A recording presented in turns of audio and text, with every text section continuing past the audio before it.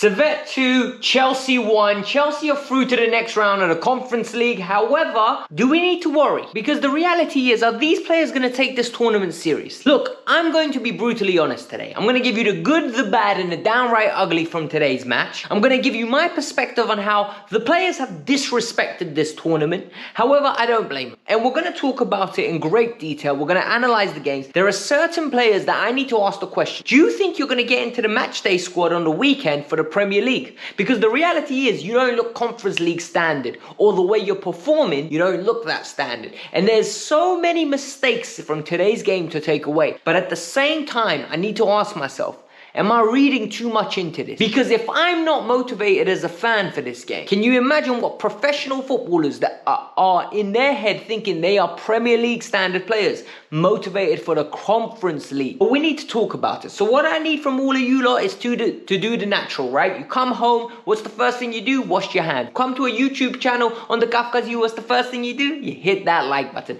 1,500 likes is what we're aiming for. Subscribe if you're new, because I honestly just explain it how it is. I'd watch the game, no agenda, and I give you my perspective. You can disagree with it, don't call me names, and we're perfectly fine. But before I get started with the video, tomorrow is going to be a double upload. First, I'm going to cover all the news that has occurred tonight and overnight about Victor Osimhen, Sancho, and Sterling to Arsenal potentially. So make sure you hit that subscribe button, hit that bell notification so you're here, and then at the end of the day we'll have a wrap-up video of how the window is going to shut down. So make sure you're here. This will be the spot where you keep up with your latest Chelsea news, and if anything breaking goes down, of course I'm going to be live and we can talk about it. But let's get started with the breakdown. I want to start with the ugly truth, and what I want to start with the damn right ugly is I don't blame the players because they don't care about this tournament, because as a fan base, we don't care about this tournament. How many people don't count this as a real trophy?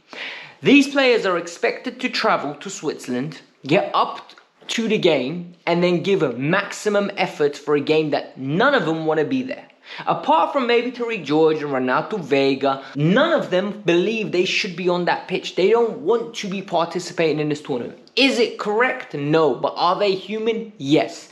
Now let's critique the game, because there are two things that I saw that go into the downright ugly. The first goal we conceded. The ball goes into Guiu, very loose, lackluster touch.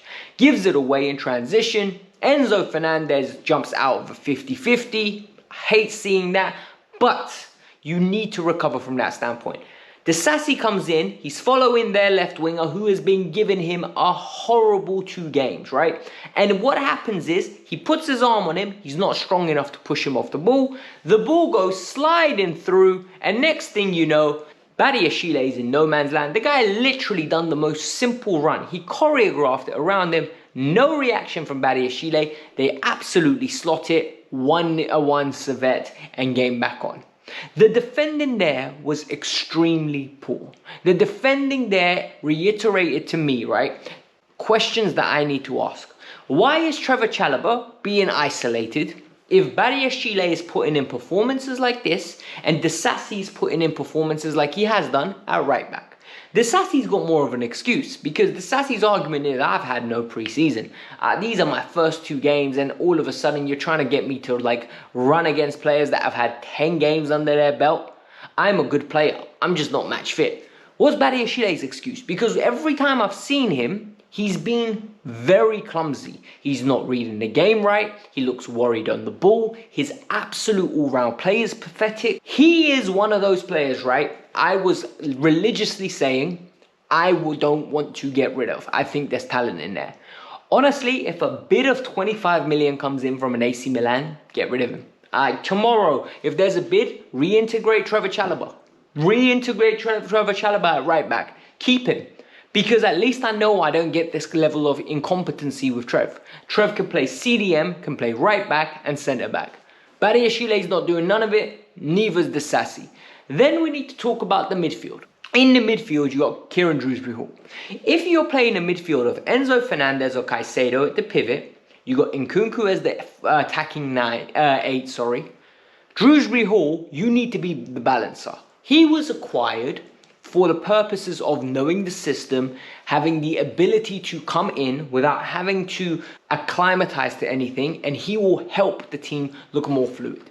Well, every time we've seen him so far, he has looked off the pace, he looks out of his depth, and he hasn't settled. I'm not saying he's a bad player, but there are multiple examples today where Noni cuts the ball back to him, it's a simple tap in, doesn't take it. He needs to link up with Mudryk a bit, set Mudryk through, doesn't do it. There's one counter attack in the first half, he's got the ball. It is a simple pass, play it into space, Noni is screaming for it.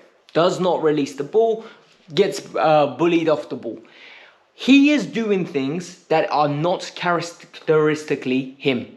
He is overthinking being a Chelsea player, and you can tell. It does not look comfortable, nor does it look easy for him to acclimatize. I think he feels like he's won a competition to be a Chelsea player. He has not been good. The second thing with Dewsbury Hall is, I need more work rate off the ball. You're not good enough to be walking off the ball. I need you to drop into that double pivot when we're losing. I need you to work harder off the ball. He looks lazy. He looks like he feels like he's a number 10. Brother, you're not good enough to be that guy in this team. Because if I wanted someone like that, I would have Carney Chukwuemeka, who is a better footballer than him. This is why I never understood the signing of Dewsbury Hall. And now I'm left here asking myself the question and saying, is this confirmation bias? Was it wrong to go and get £30 million worth of Dewsbury Hall when we already had Carney Chukwuemeka, who could have had these minutes, who could have been on the bench here and there? But we hear the excuse, oh no, but Carney wants to play 35 games. Well, I'm sorry, but you know what? At this moment in time, it's not good enough. I need to see better. And now that we're through to the next round of Conference League, I demand to see better from Dewsbury Hall. You need to show us more. We're going to talk about the bad, and then we're going to get into the good, because there are some positives here, right? So the bad is that second goal we conceded. So there was no reaction. The ball goes out wide, Vega doesn't come out, cross comes in, Toussaint lets his man run off him. Next thing you know, it's a header. However, the positioning from Jurgensen was shocking. How do you get beaten at the near post like that?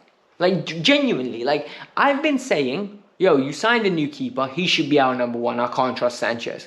Well, at the moment, you and Sanchez are on par in my eyes. Because Sanchez didn't make any mistakes against Wolves. I thought Sanchez made a few mistakes against Manchester City, but the reality is, you had a good game against Servette, the first one. Today was not a good game. You're not making any case to take that main jersey. So for me, this is a problem. We don't have a goalkeeper I trust yet.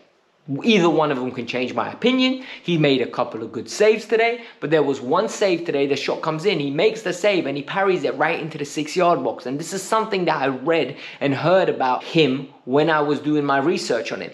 He parries it into the danger box, and Servette could have scored. And it's jarring because you're meant to be a secure presence as a goalkeeper, and he didn't come across as a secure presence today. On the ball, very good, don't get me wrong, but I need you to goalkeep. The second thing I want to talk about, we only have Enzo Fernandez and Caicedo to play in that pivot.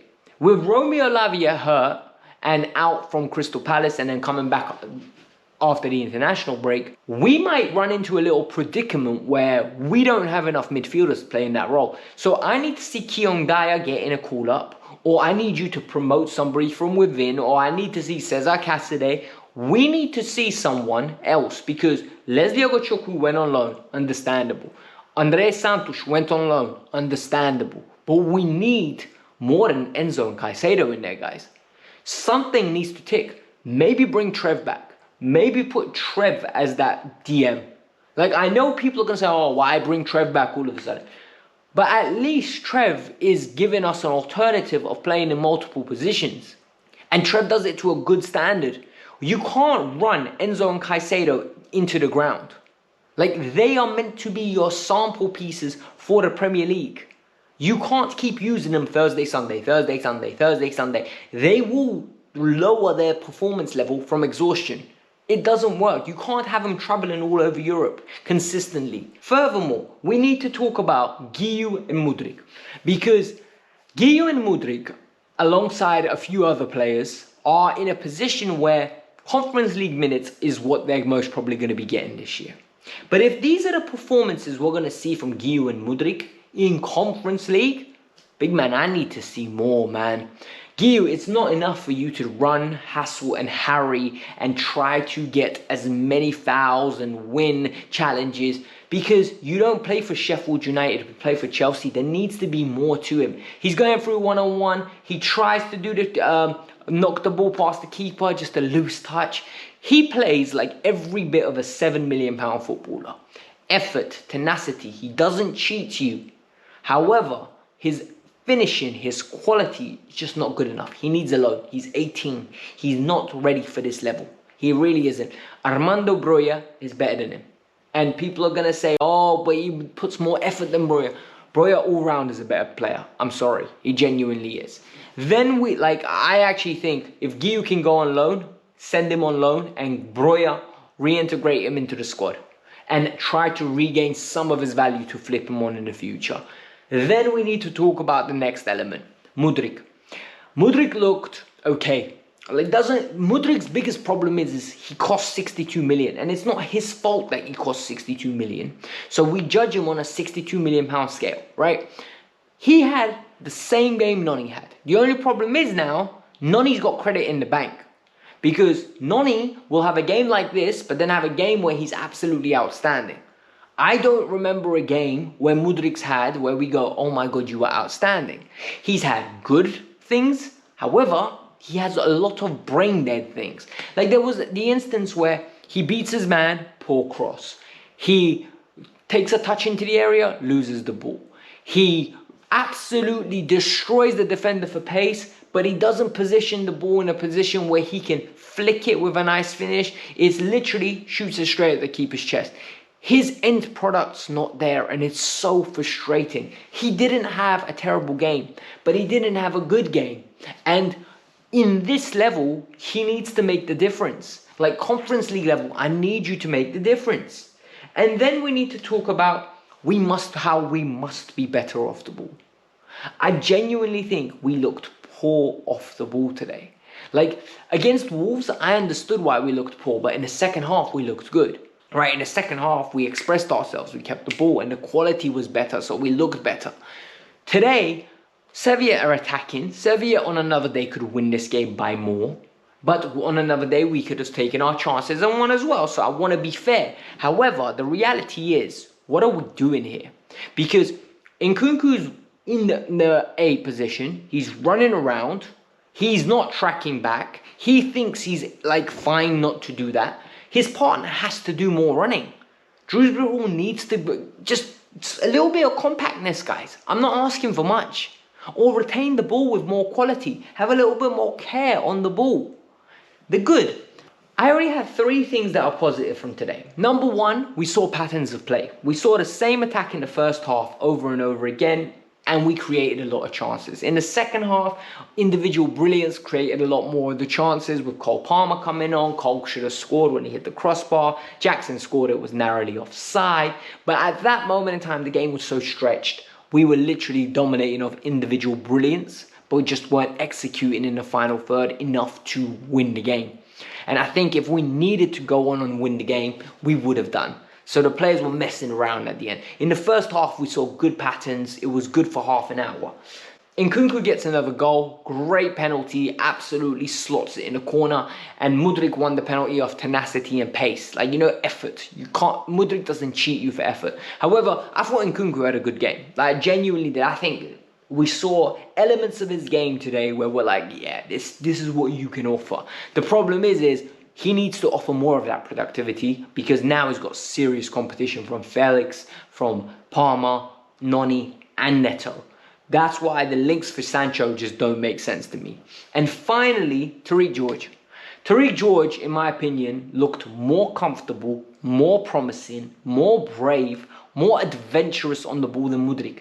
What I found hilarious was Mudryk was very stagnant in that position. You can tell he's getting very coached, right? He's getting told what to do, how to do it, when to do it. George was roaming. George literally was like, all right, cool. The right moment for me to go roam. Okay, I need to keep width. He looked more educated as a player. maybe it's the Cobham education is better for you than playing in Shakhtar and then getting a big move and being straight in the first team. But for me, George looked no worse than Mudryk. If anything, I think he looked better. And George is an academy prospect. He's somebody that I would love to have the opportunity that Mudryk is having. But he's not going to get. But it is what it is, guys. This is the Kavkas View. Like I said, tomorrow morning, around about 11 o'clock, 12 o'clock UK time, I'll release the video simplifying all the news that has occurred. We have had Kepa move on. We've had Lukaku confirmed. Petrovic is gone. Sancho potentially coming to Chelsea. Sterling, what's going to happen with him? Osimhen, what's going to happen with him? I'm going to literally build up the whole transfer day for you guys. And then at the end of the day, we'll wrap it up with a video to summarize what has happened. And you will know what's going on and what position Chelsea are in before the games on the weekend. So it is what it is. Hit that like button, subscribe to the channel, and if you're new, make sure you drop yourself a subscription with a bell notification so you don't miss tomorrow's video. Peace out. I'm out. Chelsea lost to Servette 2-1, but it is what it is. Who really cares?